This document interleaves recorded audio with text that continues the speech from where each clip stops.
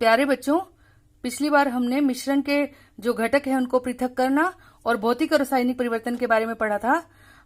आज हम बच्चों शुद्ध पदार्थ के बारे में पढ़ेंगे। तो शुद्ध पदार्थ में पहले ही लेक्चर में बता चुकी हूं कि दो प्रकार के होते हैं, एक तो होते हैं तत्व और एक होते हैं यौगिक।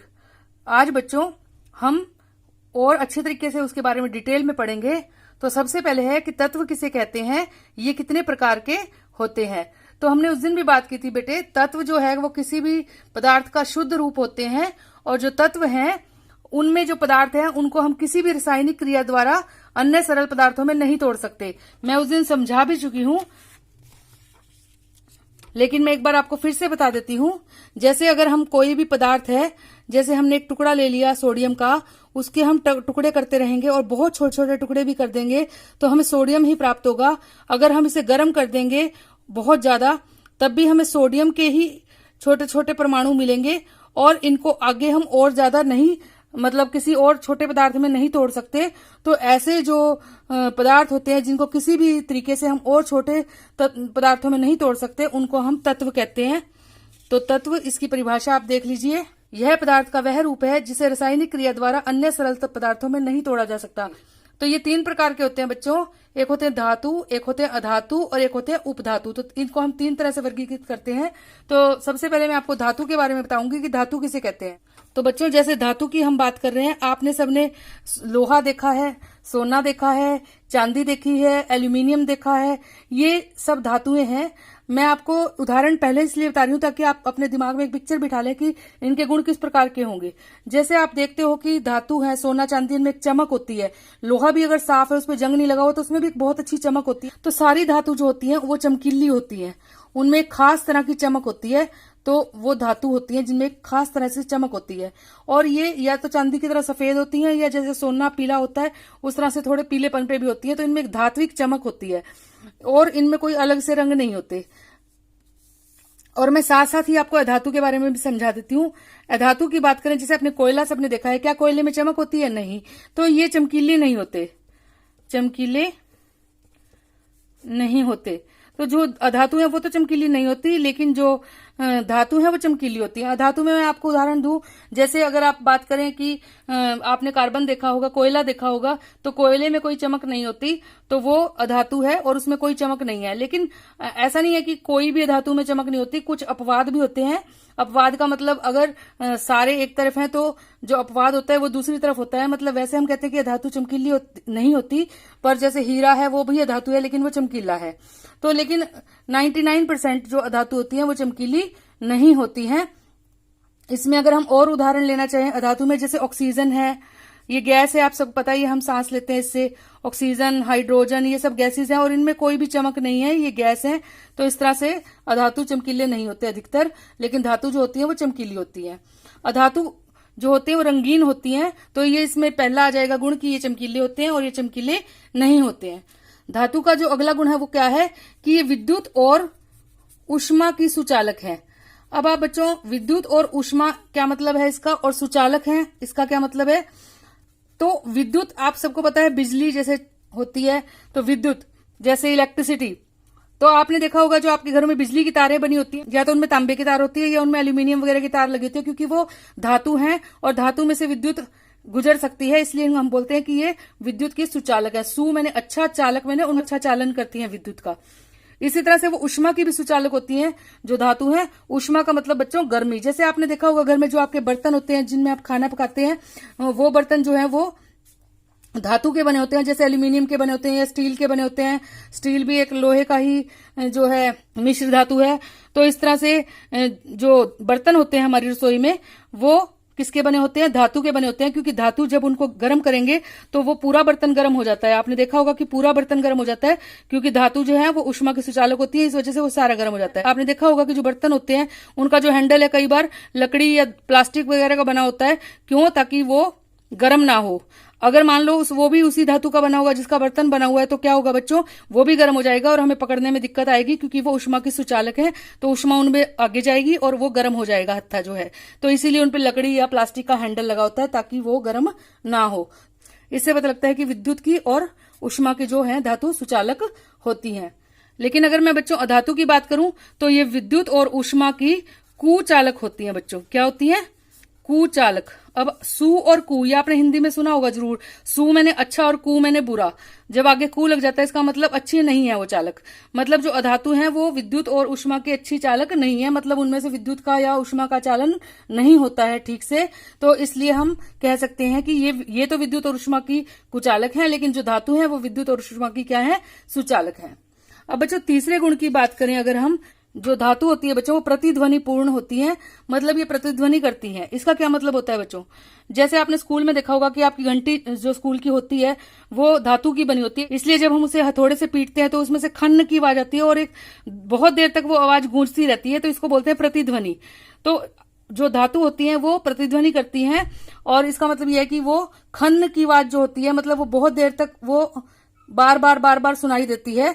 लेकिन जो अधातु होती हैं वो प्रतिध्वनि नहीं करती हैं, मतलब उनको अगर पीटा जाता है किसी भी हथौड़े वगैरह से तो उनमें से कोई आवाज नहीं आती है। इस तरह से जो गूंज वाली आवाज है वो नहीं आती है। जैसे आपने देखा होगा कोयला है, अगर हम उसे पीटेंगे तो वैसे तो आवाज होगी, बट उसमें कोई खन्न वाली जैसे घंटी की आवाज होती है उस तरह की कोई आवाज आपको सुनाई नहीं देगी, तो वो प्रतिध्वनि नहीं करती है। अब हम बच्चों जो धातु और धातु के और भी एक महत्वपूर्ण गुण पे आ जाते हैं, तो उस गुण को बोलते हैं बच्चों आघात वर्धयता।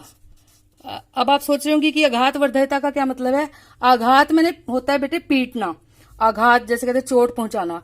आघात वर्धयता का मतलब होता है जब किसी भी पदार्थ को पीटा जाता है और उसको चादर के रूप में बदला जाता है तो उसको हम बोलते हैं आघात वर्धयता। अब यहाँ पे चादर का मतलब होता है जैसे शीट होती है, जैसे आपने लोहे की शीट देखी होगी, आपने लोहे की पेटी देखी होगी, तो वो लोहे की शीट की बनी होती है। इस तरह से यहाँ पे चादर का मतलब होता है। तो आघात वर्धयता का मतलब होता है जब किसी भी हम धातु को पीटते हैं तो उसको एक चादर में परिवर्तित किया जा सकता है, इसको बोलते हैं आघात वर्धयता। तो ये गुण बच्चों धातु में होता है। आपने देखा होगा धातु जैसे लोहा है, लोहे की चादर होती है जिससे पेटी वगैरह ट्रंक वगैरह जैसे बनाए जाते हैं, तो इस तरह से वो क्या है? आघात वर्धयता दर्शाती है, उनमें आघात वर्धयता का गुण है। क्यों ना हथौड़े से जब उन्हें पीटा जाता है तो उनको पीट पीट कर चादर की तरह बिछाया जा सकता है। लेकिन अधातु की बात करें बच्चों, जैसे आपने कोयला देखा है, अगर कोयले को पीटेंगे तो क्या होगा?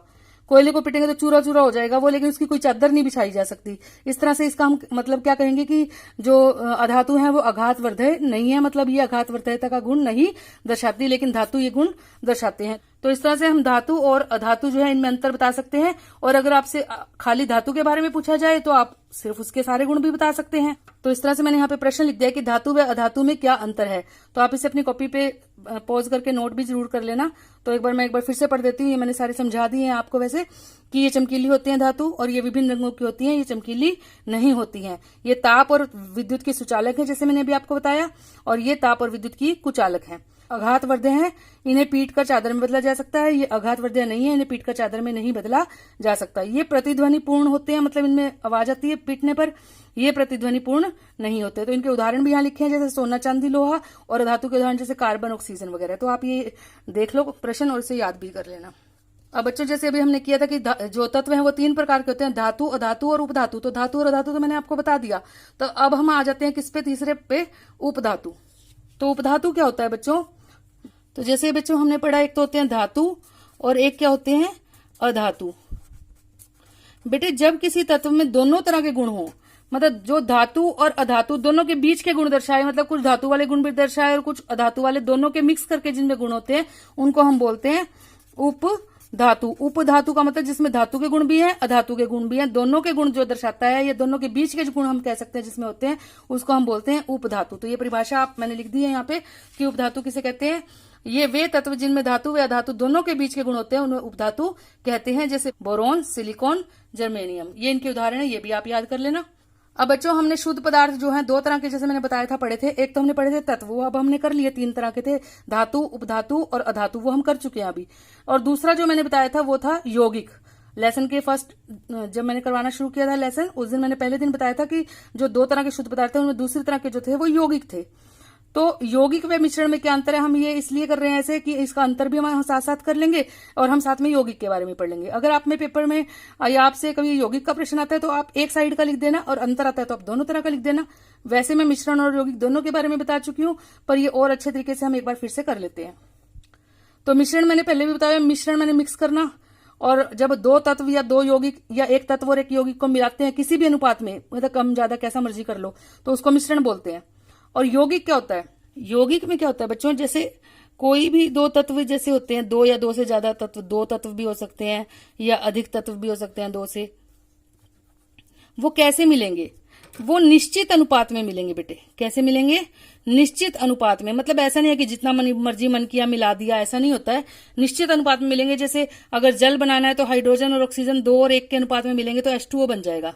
जैसे कार्बन डाइऑक्साइड आपने सुना है CO2 सूत्र होता है, तो क्या मतलब है इसका कि कार्बन और 2 ऑक्सीजन इनका आपस में इस तरह का अनुपात है। तो जब निश्चित अनुपात में कोई भी तत्व मिलते हैं और एक रासायनिक क्रिया करके बनते हैं तो हम उसको बोलते हैं यौगिक। अब जैसे मिश्रण था एक, मिश्रण में तो ये है कि नमक में पानी मिला दिया तो भी एक मिश्रण तैयार हो गया, इस तरह से मिश्रण बन गया ये भी। लेकिन ऐसे ये नहीं है कि कोई भी दो तत्व हाइड्रोजन ऑक्सीजन मिला दिए चलो भाई बन गया यौगिक, ऐसा नहीं होता। ये एक रासायनिक अभिक्रिया होती है तब जाके ये बनते हैं। तो यौगिक दो है, इसमें दो या दो से अधिक तत्व जो होते हैं वो निश्चित अनुपात में मिलते हैं, लेकिन मिश्रण में वो कोई भी अनुपात में हो सकते हैं। अब हमें नमक में पानी मिलाना है, कम ज्यादा हम कैसे मर्जी कर सकते हैं, तो फिर वो मिश्रण बन जाएगा इस तरह से। तो इसमें अनुपात, इसमें जो है संघटन निश्चित होता है, इसमें संघटन निश्चित नहीं होता है। इनको मैंने अलग करने के तरीके आपको बता दिए थे, हमने पूरा पाठ पीछे किया है कि कैसे मिश्रण के घटकों को अलग किया जाता है। तो तरह तरह से उदरपातन, क्रोमेटोग्राफी, क्रिस्टलीकरण, हमने बहुत सारी विधियां पढ़ ली हैं, तो ये हम कर चुके हैं कि इसके जो घटकों को कैसे अलग किया जाता है। लेकिन अगर हमें यौगिक के घटकों को अलग करना है तो हमें कोई रासायनिक अभिक्रिया से ही अलग कर सकते हैं। किससे अलग कर सकते हैं बेटे?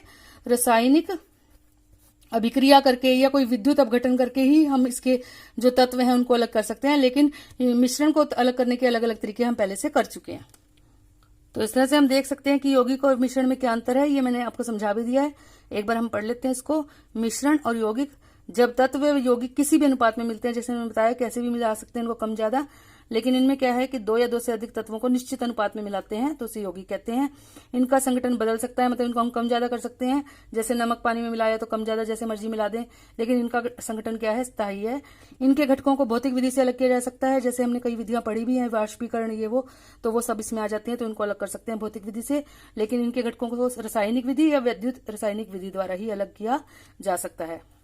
तो लास्ट पॉइंट क्या है बच्चों? मिश्रण अपने घटकों के गुणधर्म दर्शाता है और यौगिक अपने घटकों के गुणधर्म नहीं दर्शाता है। तो ये आप समझ लीजिए, ये क्या है। ये एक एक्टिविटी भी आपकी बुक में दी हुई है, तो ये आप एक बार समझ लीजिए कि इसका क्या मतलब है।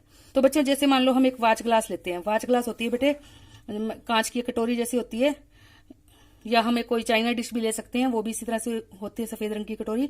और हम यहाँ पे इसको गर्म करते हैं। हम क्या करते हैं बेटे, इस वाच ग्लास के अंदर एक तो लोह चूर्ण का मिश्रण, लोह चूर्ण और सल्फर का मिश्रण लेते हैं बेटे। लोहा Fe, लोहे का सूत्र होता है, लोहे का सूत्र होता है Fe, तो उसका चूर्ण ले लेंगे। और साथ में हम क्या ले लेंगे? सल्फर पाउडर होता है पीले से रंग का, तो वो ले लेंगे। दोनों का मिश्रण हम इसमें ले लेंगे और इसमें भी हम ले लेंगे इस तरह से लोहे और सल्फर का मिश्रण। अब हम इसको क्या करेंगे, जो यौगिक वाला है हम इसको गर्म कर लेंगे। एक हम यहाँ पे स्पिरिट लैंप लगाते हैं और इसको क्या कर लेते हैं? गर्म करते हैं। तो जब बच्चों हम इसे गर्म करेंगे तो क्या होगा? लोहे और सल्फर में रासायनिक अभिक्रिया हो जाएगी और FeS ये यौगिक बन जाएगा, जिसको हम बोलते हैं आयरन सल्फाइड।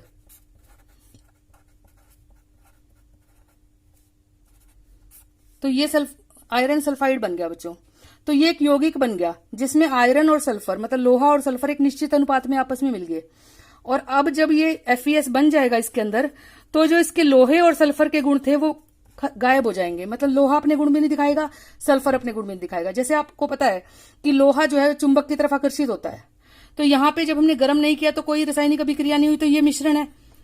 क्योंकि इसमें कोई रासायनिक अभिक्रिया नहीं हुई तो ये मिक्स है और इसको हम भौतिक विधियों से अलग कर सकते हैं। तो जैसे हम मान लो एक लोहे की छड़ लेके गए, ये चुंबक इसके अंदर लेके गए, तो क्या चिपक जाएगा? इससे सारा लोहा चिपक जाएगा। तो लोहा जो है वो इस चुंबक के चिपक गया और हमने इसको किससे अलग कर दिया? सल्फर से। तो लोहा तो इसमें आगे चिपक के और यहाँ पे क्या बचेगा? सल्फर। यानी लोहा अपने गुण दर्शा रहा है और सल्फर भी अपने गुण दर्शा रहा है, यानी मिश्रण अपने घटकों के गुणधर्म को दर्शाता है। लेकिन अगर अब इसमें आयरन सल्फाइड बन चुका है, अगर मैं यहाँ पे चुंबक लेके जाऊंगी तो आपको क्या लगता है कि ये चिपक जाएगा इससे? लोहा नहीं, क्योंकि लोहा तो अब है ही नहीं। लोहा किसमें बदल चुका? आयरन सल्फाइड में। उसमें जो उसके गुण थे वो गायब हो गए हैं। यानी यौगिक अपने घटकों के गुणों को नहीं दर्शाता है, मतलब उसके जो गुण पहले थे अब वो नए गुण बन चुके हैं, अब वो पुराने वाले गुण खत्म हो चुके हैं। तो ये मेन बात थी जो यहाँ पे हम इस पॉइंट में बताना चाह रहे थे। तो आपको समझ आ गई होगी। तो ये एक्टिविटी भी आप एक बुक में से एक बार पढ़ जरूर लेना, वैसे मैंने आपको समझा दी है। तो बच्चों ये लेसन खत्म हो जाता है यहाँ पे आके। तो इस तरह से आशा करती हूँ कि आपको ये लेसन समझ आया होगा। अगर आप इसे अपने फ्रेंड्स के साथ शेयर जरूर करना और आगे भी मेरी वीडियोस देखते रहना, मैं अगले लेसन भी आपको दूंगी। और जो बच्चों ये मैंने जो ये नोट्स आपको दिए हैं यहाँ पे वीडियो के माध्यम से, ये पूरी तरह से एनसीईआरटी बेस्ड है, इसलिए आपको टेंशन लेने की कोई जरूरत नहीं है। अगर आप इनके क्वेश्चंस को अच्छे तरीके से याद कर लेते हो तो आपको काफी हद तक एग्जाम में जो है क्वेश्चन इनमें से मिल जाएंगे, क्योंकि ये पूरी तरह से एनसीईआरटी के ऊपर बेस्ड है। हाँ, एक आपने काम जरूर करना है कि आपने जो लास्ट में बुक की एक्सरसाइज दी होती है और जो लेसन के बीच में क्वेश्चंस दिए होते हैं उनको जरूर पढ़ना है। काफी हद तक तो मैंने कवर कर दिए हैं, लेकिन आप उनको पढ़ें, याद करें, और उनमें से अगर आपको कोई प्रॉब्लम आती है तो कमेंट बॉक्स में लिख के आप मुझसे पूछ भी सकते हैं। धन्यवाद।